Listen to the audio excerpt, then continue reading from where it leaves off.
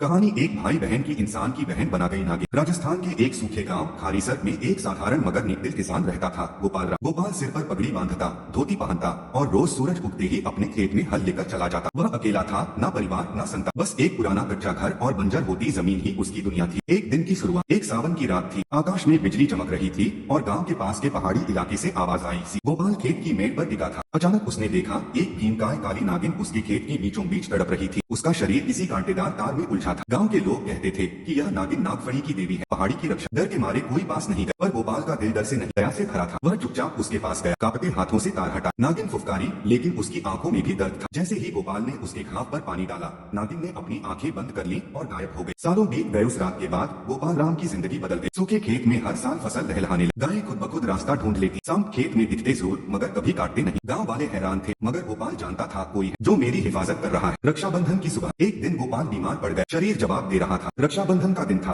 पर उसकी कोई बहन नहीं थी। वह खाट पर लेटा आसमान को देख रहा था कि तभी अचानक दरवाजे पर साए साए की आवाज आई। वह चौंका। वही नागिन, लेकिन अब इंसानी रूप में। लंबे बाल, आंखों में आंसू और हाथ में एक पीली रेशमी राखी। वह बोली, भाई तूने उस दिन मुझे बचाया था, आज मैं तेरी बहन बन के आई। राखी बांधने गोपाल की आंखें भीग गई। उसने कांपते हुए हाथ बढ़ाए। नागिन ने राखी बांधी और उसके चरणों में झुकी। गोपाल ने उसके सिर पर हाथ फेरा। भगवान सबको ऐसी बहन दे जो नागिन होकर भी इंसान से ज्यादा वफादार निकली। नागिन ने उसे एक मिट्टी की डिबिया दी और कहा, इसे खेत में दबा देना, जब तक ये जमीन में रहेगी तेरे खेत कभी सूखे नहीं पड़ेंगे। गोपाल की कुछ महीनों बाद मृत्यु हो गई, मगर उसके खेत आज भी सबसे हरे भरे हैं। गांव वाले कहते हैं हर रक्षाबंधन पर एक औरत खेत में आकर एक पीपल के नीचे दीपक जलाती है। कोई नहीं जानता वो कौन है, पर कुछ आंखें आज भी नागिन की फुफकार को पहचान लेती हैं। सीख, रिश्ते खून से नहीं कर्म से बनते हैं। एक इंसान और नागिन भी भाई बहन बन सकते हैं, इसलिए चैनल को सब्सक्राइब करो।